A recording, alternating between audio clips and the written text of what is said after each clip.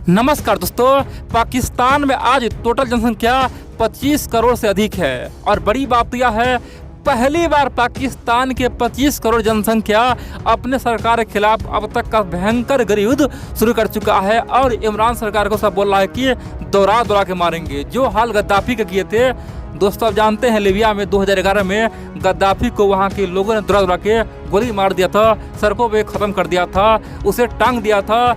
यही हाल इमरान का होगा। वो जनता वहाँ का बोल रहा है, 25 करोड़ जनता बोल रहा है कि हमारे साथ बहुत बड़ा धोखा, बहुत बार नाइंसाफ़ी किया है इमरान खान ने। और अब की बार जो हुआ है ना दोस्तों, वहाँ की जनता बोल रहा है कि 1971 में जिस प्रकार से पूरे पाकिस्तान सरेंडर कर दिया था, पूरे पाकिस्तानी आर्मी भारत सामने में आत्मसमर्पण कर दिया था, भारत सामने में घुटने टेक दिया था, उससे भी कहीं बड़ा शर्मिंदा वाला काम अब की बार हुआ है। पाकिस्तान का अब तो छीछी हो गया है, पाकिस्तान का अब कोई इज्जत रहा ही नहीं, पाकिस्तान नाम का देश अब मिट गया। आखिरकार इमरान खान अब क्या करेगा? और दोस्तों लोग बोल रहा है कि अब ये आर्य पार होगा। बड़ी बात तो यह है दोस्तों, इमरान खान के इस बड़े एक्शन से वहाँ के तमाम विपक्षी पार्टियां भी एक हो चुका है और सब भारत का जमकर तारीफ कर रहा है और बोल रहा है कि आखिरकार मोदी कामयाब हो गया अपने लक्ष्य में, भारत का सरकार कामयाब हो गया, पाकिस्तान को हमेशा हमेशा के लिए गड्ढे में पहुंचा दिया। पाकिस्तान अब यहाँ से आगे निकल ही नहीं सकता है। पाकिस्तान को आरएसएस और बीजेपी ने हमेशा हमेशा के लिए बर्बाद कर दिया। अब यहाँ से पाकिस्तान उठ खड़ा होने में कम से कम 100 साल क्या 1000 साल लग जाएगा। दोस्तों बहुत कुछ है, मैं आपको एक एक पॉइंट बताऊंगा, आप लोग पूरा खबर देखिए और आप बोलेंगे आखिरकार ऐसा क्या हुआ है जो वहाँ की जनता बोल रहा है कि पाकिस्तान 1971 से भी बड़ा खतरनाक कदम उठाया है और बहुत बड़ा उसके लिए शर्मनाक बात है। आखिरकार ऐसा अब की बार क्या हुआ दोस्तों, मैं बता रहा हूँ, लेकिन इन सबसे पहले आप लोगों को बोल दो दोस्तों, आप लोग हमारा वीडियो पूरा देखते हैं लेकिन वीडियो को लाइक करना भूल जाते हैं, तो प्लीज़ आप लोग से मैं फिर से रिक्वेस्ट करता हूँ, वीडियो को लाइक करना ना भूलिएगा, कमेंट कीजिए और चैनल को सब्सक्राइब करना बिल्कुल ना भूलें और जितना हो सके अपने मित्रों में भाइयों में शेयर करते रहे। अब चले जानते आखिरकार हुआ क्या है। आप लोग जानते हैं एक समय था जब पाकिस्तान यूरोप अमेरिका का गुलाम था। यूरोप अमेरिका जो बोलता था पाकिस्तान वही करता था और पाकिस्तान उसी का फायदा उठा के भारत को हमेशा उसको आंख दिखाता था। लेकिन क्या हुआ, हर बार वो पिटाई खाता था, आंख दिखाने आता था लेकिन मार करके भाग जाता था।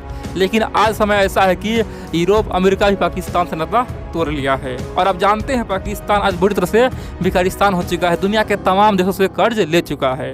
अब उसे कोई कर्ज दे ही रहा है, चाइना भी उसे कर्ज के बदले उसका ज़मीन छीन रहा है और वहाँ अपना सेना भेज रहा है। चीन का तो परमानेंट गुलाम चीन का यानी कि पाकिस्तान बन चुका है।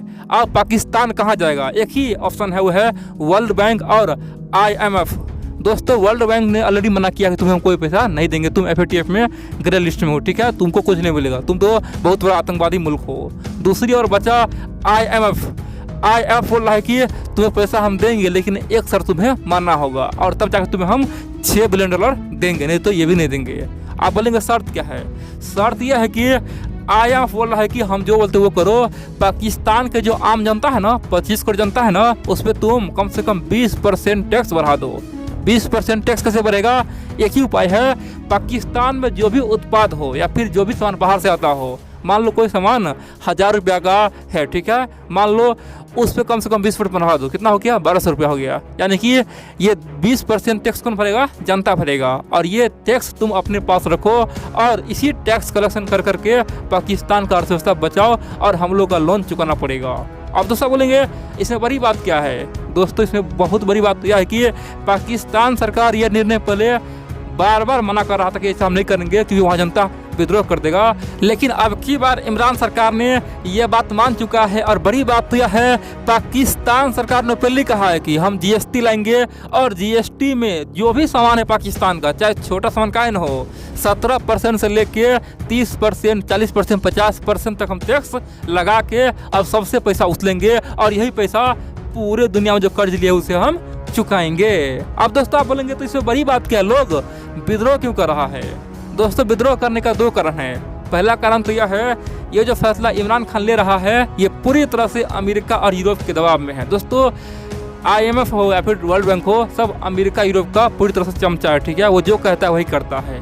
और सिंपल सी बात है, अमेरिका ने जो कहा IMF वही किया और आज पाकिस्तान भी वही कर रहा है। तो वहाँ की जनता बोल रहा है कि हमारा सरकार हमारे लिए नहीं, ये तो अमेरिका यूरोप के लिए काम कर रहा है, उसका गुलाम बन चुका है और ये अब तक का सबसे बड़ा सरेंडर पाकिस्तान ने किया है। यानी कि 1971 में जो हुआ था, भारत सामने में आत्मसमर्पण किया था, उससे भी कहीं गुना खतरनाक कदम अब की बार उठाया है। हम लोग को अब हमेशा में सकल दुनिया हम पे हंसने वाला है। अब यहाँ पे कई सारे मित्र बोलेंगे चलो भैया ये बात तो है, लेकिन दूसरा क्या कारण है जो वहाँ पे 25 करोड़ जनसंख्या रोड पे है। दोस्तों वहाँ के लोगों का साफ कहना है कि भाई हमें तो रोजगार नहीं मिल रहा है, हमें खाने के लिए दाने नहीं मिल रहा है और ऊपर से तुम 20% टैक्स बढ़ा रहे हो। मान लो कोई दाल का दाम था 1000 रुपये क्विंटल, ठीक है, उसका दाम हो जाएगा 1200 रुपये क्विंटल। मान लो किसी मोबाइल का दाम था 10,000 रुपया, तो ऑटोमेटिक उसका दाम 2000 रुपये बढ़ जाएगा, 12,000 हो जाएगा। और ये 2000 किसी कंपनी को नहीं जाएगा, ये पैसा किसके पास जाएगा? सरकार के पास जाएगा। अब क्या होगा?